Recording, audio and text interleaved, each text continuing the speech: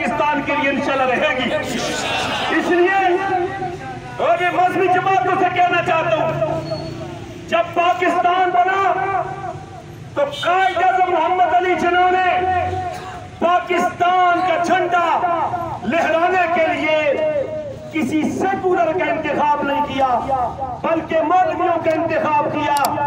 इसलिए कि उनको कायद-ए-आज़म को भी इस बात का इल्म था कि पाकिस्तान पे जब भी मुश्किल आएगा उस वक्त अगर कोई पाकिस्तान का साथ देंगे वो मजहबी तबके होंगे, क्योंकि ये मुल्क अल्लाह और उसके रसूल के नाम पे हासिल किया गया था।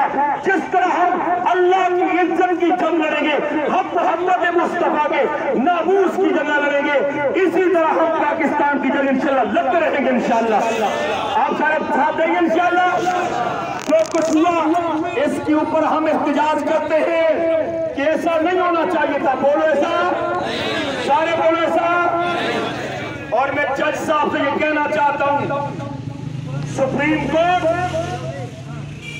हमारा एक अजीम इदारा है, लेकिन जज साहब मुझे तुम्हारी दोगली पॉलिसी पे आप भी शर्म आती है। जो रसूलुल्लाह के नाम पे गिरफ्तार हुए उनको तुमने दहशतगर्द करार दिया, और जो लोग मुल्क की ईंट से ईंट बजाने के लिए आ गए उनको आपने बेइज्जत बरी कर दिया। जज साहब पूरे मयार को खत्म किया जाए। हम इंशाअल्लाह इदारों के भी साथ खड़े रहेंगे, हम पाकिस्तान के साथ भी खड़े रहेंगे इंशाअल्लाह। आप साथ देंगे, सारे हाथ करके इंशाअल्लाह साथ देंगे। पाकिस्तान, सारे हाथ करके पाकिस्तान, पाकिस्तान, पाकिस्तान, पाकिस्तान के तमाम इदारे, पाकिस्तान के तमाम इदारे पाक अफवाज अमन के साथ है, शख्सियात के साथ इख्तिलाफ करते भी हैं, करेंगे भी, लेकिन अपने मुल्क को न नुकसान पहुंचाते हैं और न किसी को पाकिस्तान के अंदर हम किसी भी तरह नुकसान पहुंचाने की इजाजत नहीं देंगे इंशाअल्लाह। साथ देंगे इंशाअल्लाह।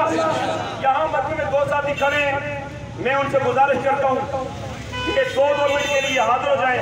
हमारे भाई अंदर से खान साहब और तहरीक-ए-लब्बैक के जिम्मेदार जनाब साकिब सानी साहब आगे तशरीफ लाएं, अपनी अपनी हाजिरी लगा लें।